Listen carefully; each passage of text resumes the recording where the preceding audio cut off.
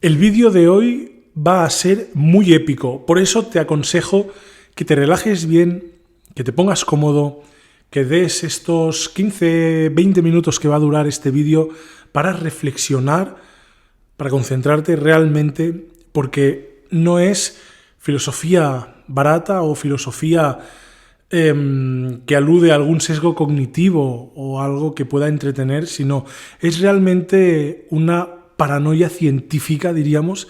Es una propuesta muy interesante que veremos, que cuestiona realmente los fundamentos de la comprensión más allá de la mente humana y también del cerebro.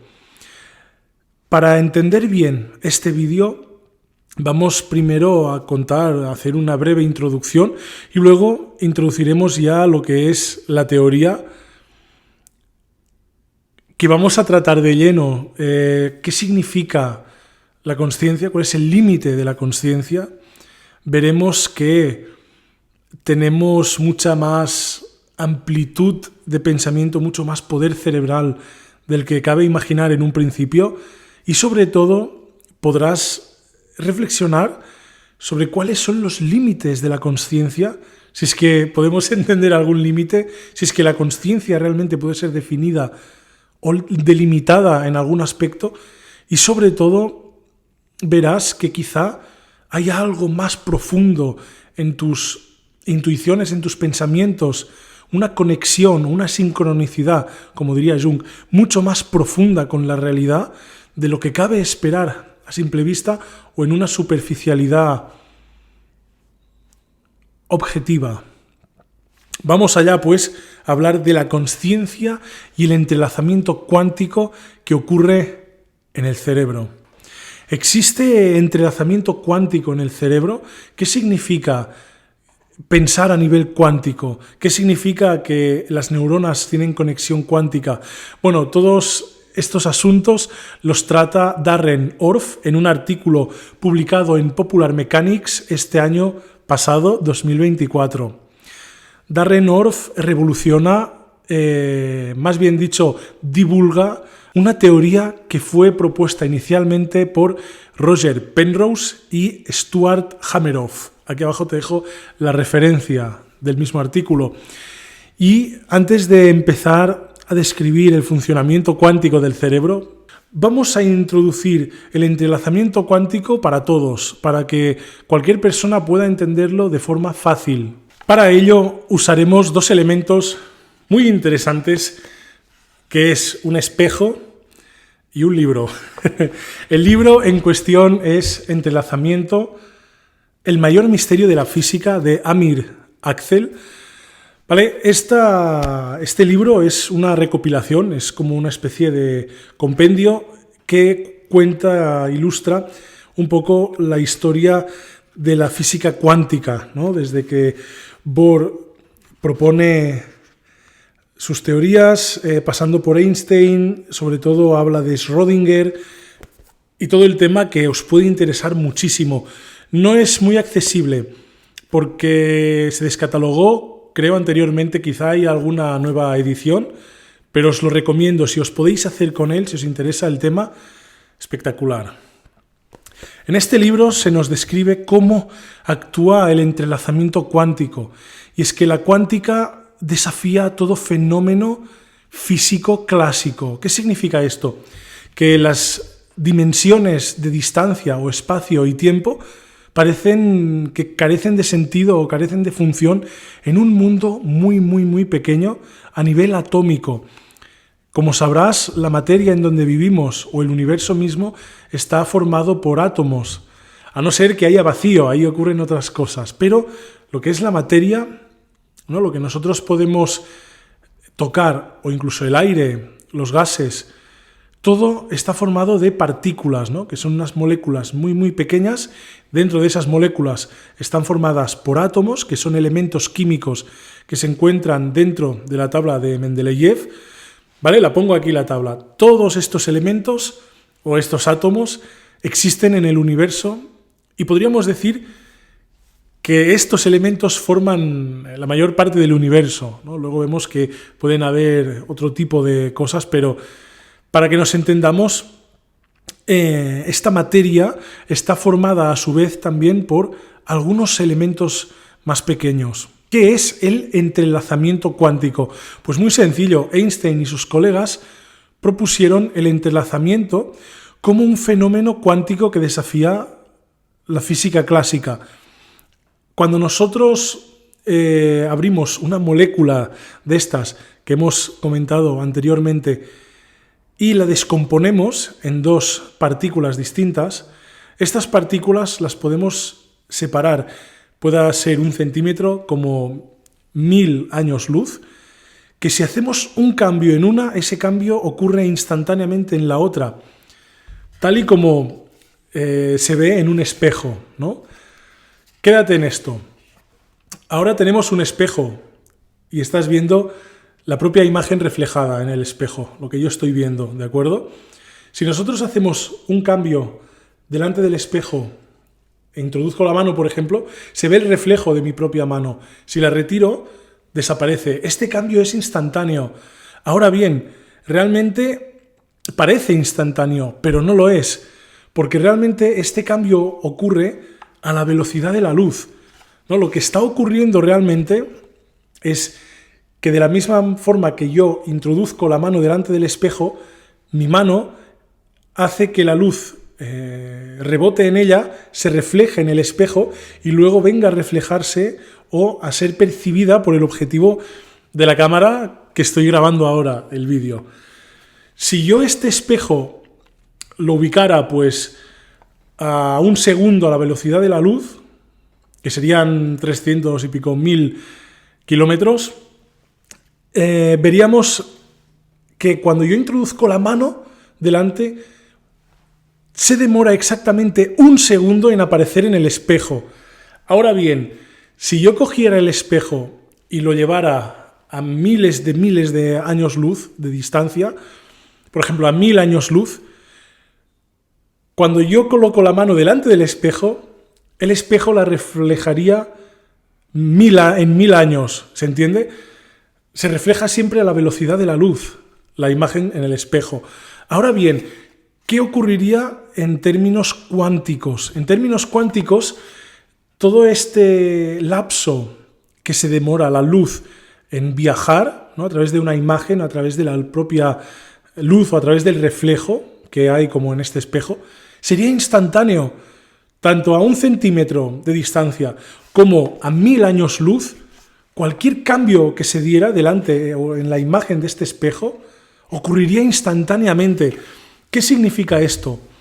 Que de alguna forma, pues a nivel cuántico, la materia o lo que diríamos la luz o cualquier cambio en estos niveles cuánticos tan pequeños en la materia, un cambio en un elemento que ha estado previamente unido a otro ocurre de forma instantánea, no hay demora, sea cual sea la distancia entre ellos.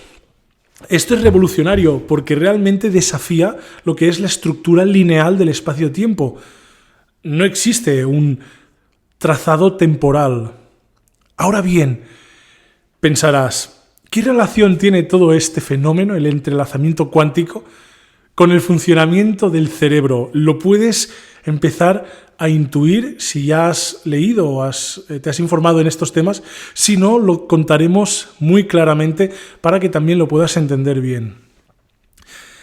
La teoría de Penrose y Hameroff, en este caso, propone que en la estructura del cerebro, con las neuronas, ¿vale? El cerebro es una red neuronal de estas células que es la célula no es otra cosa que un conjunto de átomos y moléculas, como decíamos antes, formadas orgánicamente para facilitar el intercambio de estos pulsos electromagnéticos, que es la comunicación neuronal. Aquí te dejo la imagen de la neurona, que es esta célula, este agrupamiento de moléculas y átomos que forman pues estas partes de los organismos vivos, ¿vale? El cerebro está repleto, formado por estas estructuras y en conjunto pues forman los distintos circuitos neuronales, ¿vale? Aquí ahora tenemos la representación de lo que es el cerebro entendido como circuitos neuronales aproximadamente.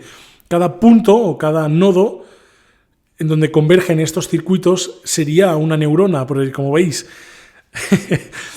es infinito. Prácticamente podemos decir con seguridad que hay más conexiones neuronales en el cerebro que estrellas en la galaxia, ¿vale? Para que entendáis bien, tal magnitud. Ahora, Penrose y Hameroff dicen que las neuronas, como se puede intuir, para que las neuronas funcionen bien a nivel cerebral y no hayan cortocircuitos ni colapsos, se puede entender que el funcionamiento del cerebro es cuántico. ¿Qué implica esto? Que en la transmisión de información entre las neuronas ocurre en muchos casos de forma simultánea. ¿Y a qué es debido esto? Pues precisamente a que el campo electromagnético neuronal, donde intercambiamos nuestros pensamientos, cómo el cerebro se comunica consigo mismo, ocurre a través de moléculas, de fotones, que actúan a nivel cuántico. Es una transmisión cuántica de información, porque hay muchos procesos a nivel neuronal que cuando son emitidos en una neurona, a nivel instantáneo son recibidos por otra neurona. La conexión entre neuronas no actúa, por ejemplo, como una autopista donde van los coches circulando en una dirección y velocidad concretas, sino que esta transmisión se hace como si fuera una autopista, pero los coches, los vehículos, pudieran teletransportarse inmediatamente. Esto demuestra claramente el funcionamiento cuántico de nuestro cerebro y plantea una cuestión impresionante, que es, realmente, si el entrelazamiento cuántico puede conectar distancias enormes, puede establecer esta conexión prácticamente infinita con dos moléculas que han estado juntas, ¿no? en el mismo átomo, ¿cuál es realmente el límite de la conexión neuronal entre las neuronas? ¿Podríamos realmente también entender que nuestra consciencia es algo, un fenómeno mucho más allá de esta dimensión espaciotemporal? Esto sin duda alguna introduce a nivel filosófico la reflexión y la propuesta de una cuarta dimensión en el nivel cerebral. Es decir, lo que propone realmente la teoría de Penrose y Hameroff, más allá de que tenemos procesamiento cuántico, de que nuestra consciencia puede transmitirse a nivel instantáneo, ¿no? O que nuestros procesamientos cerebrales son cuánticamente muy, muy complejos, eso implica que también la consciencia puede ubicarse en una destemporalidad, puede ubicarse fuera de la dimensión espacio-tiempo que nosotros conocemos aquí como sería la tercera dimensión. Realmente podría caber la posibilidad de que nuestra consciencia fuera eterna.